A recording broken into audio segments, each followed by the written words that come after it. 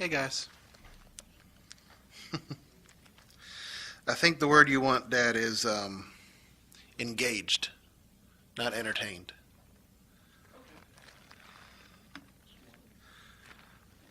I try to use that one. No, I'm just, because I don't like using entertained either. I'm in the same boat.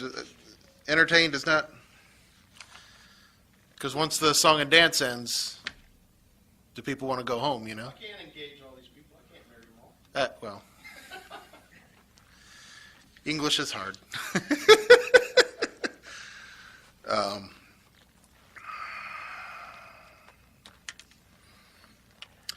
I want to go ahead and start this one out, guys, with a bit of a discovery, maybe an epiphany I had last week while I was grocery shopping.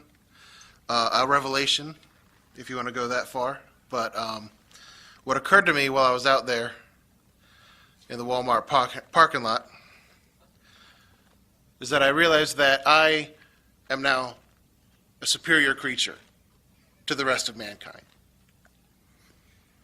Ascended, evolved, if you want to use that term, but somehow I've been blessed with this knowledge that the rest of the world has not. And how I realized this was that I am apparently the only one, at least in Lancaster. We'll have to do some empirical studies around, but I am apparently the only one, at least in Lancaster, that can see the enter and exit signs above the doors at the Walmart.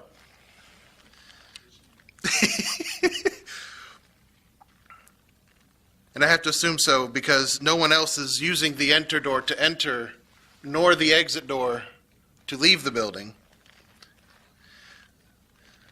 So clearly, I have become a superior form of human being to the rest of the masses, yes? What do I do with this knowledge? Do I educate the masses, or is it simply time for me to take my seat above them all? No. But don't we act like it sometimes? Because I know I do. It's if you want to call it a pet peeve, that's a pet peeve of mine. Sherry's nodding her head because I get irritated by it every time. It's about the only thing I've taught Jane to stay in line about.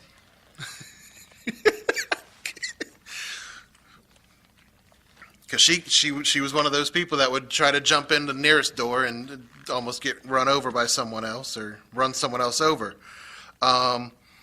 But does it matter at the end of the day? Because Food Lion's got a couple doors, but none of them are marked. Michael's was just running some stores off where I was like, no one's got their doors marked except for Walmart, off the top of my head. Except for maybe a movie theater, but that's kind of an important process of y'all go in here, y'all that seen the movie come out here. So clearly, just grocery shopping, it doesn't matter too much since not too many places have in and out doors labeled. But they do at Walmart, and because they're labeled, that's the one I go to. But we all have these quirks, these mental power trips, if you want to call them that. We all do. These moments of, well, how can they keep doing that? Don't they know any better? Well, they ought to be doing this. It's clear, isn't it? But isn't that the pitfall? We can lean on the knowledge that we know that we're right, which we can be objectively right in the matter. 2 plus 2 is 4, objectively correct. 2 plus 2, 3, objectively wrong. There's no arguing those facts. We can be objectively right,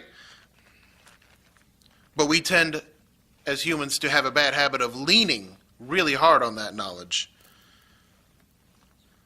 You might consider it like a high tower with like a waist-high railing around the edge there. And if that railing is the knowledge that the tower is correct, it does put us above the people that are incorrect. And we can lean over this knowledge and look down at the people below us, the people less right, the people more wrong.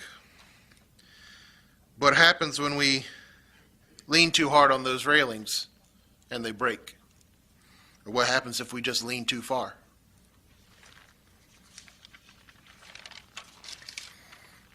Pride goes before destruction, and a haughty spirit before a fall. Proverbs 16:18. We all have this really hard to break habit of thinking we know and that we are right, and forget these guys who don't know and are wrong because they aren't we. A superior creature, again. I want to go ahead and read something out of Matthew 25, if you want to join me. Matthew 25, just the first 12 verses. Then shall the kingdom of heaven be linked unto 10 virgins, which took their lamps and went forth to meet the bridegroom. And 5 of them were wise, and 5 were foolish. They that were foolish took their lamps, and took no oil with them. But the wise took oil in their vessels with their lamps. And while the bridegroom tarried, they all slumbered and slept. And at midnight there was a cry made, Behold, the bridegroom cometh. Go you out to meet him. Then all those virgins rose and trimmed their lamps. And the foolish said unto the wise, Give us your oil, for our lamps are gone out. But the wise answered, saying, Not so, lest there be not enough for us and you. But go you rather to them that sell, and buy for yourselves. And while they went to buy, the bridegroom came, and they that were ready went in with him to the marriage, and the door was shut. Afterward came also the other virgins, saying, Lord, Lord, open to us. But he answered and said, Verily I say unto you, I know you not. Now, Christ sums it up in the verse 13 with, Watch therefore, for you know neither the day nor the hour wherein the Son of Man cometh. But I also want to point out a different piece of that story, in that, the foolish ones thought they knew enough, thought they knew better, they thought they were right, that they would have what they needed. But they were wrong, they didn't make it in. You could easily equate this to many will say in that day, Lord, didn't I prophesy to you? And he says, Lord, I knew you not. And that's kind of the hitch there, is that they were all there to meet the bridegroom. There had to have been some sort of engagement ahead of time. They were in the club. They were expected to be there. But some of them thought they were good enough as is, and they fell short.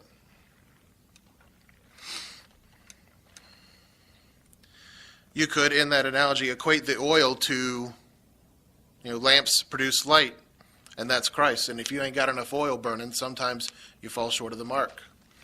We have these attitudes that we're better sometimes, and we lean on them, and we tend to use that to ignore where we're falling short, or to justify it's fine, we're good over here. However you want to phrase it up. They were in the club. They thought they were getting married that day, as it were. Just like there are some who will think they're rising up when that sky opens up. But as far as us and being right, being less wrong, no one can be more wrong than one other person that existed before us, the example set for us.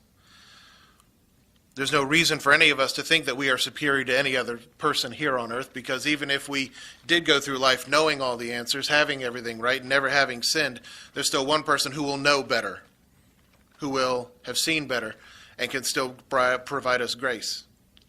Perhaps I even mulled when I was writing this, part of the reason that we can't become perfect is that we'd have someone else to compare Christ to, even if we couldn't receive grace from them. But the point I want to make is that the pride, the haughtiness, the arrogance that can sometimes come from being right is something we do have to put away, because it's not an agape attitude, it's not a Christly attitude, to think that we are above people. Just like the foolish virgins rather, thought they were safe in their tower. But the issue with being up in a high tower is that it puts you farther away from the foundation, the rock that the tower was built on.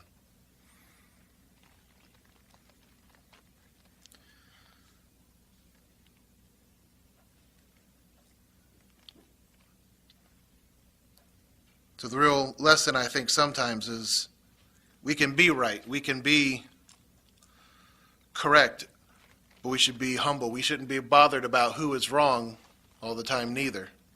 As Dad was saying, it's not about them being wrong, but us being close instead to Christ, to the foundation. We don't need to be above everyone else. Or else we might find out one day that we're not so safe up in our high towers.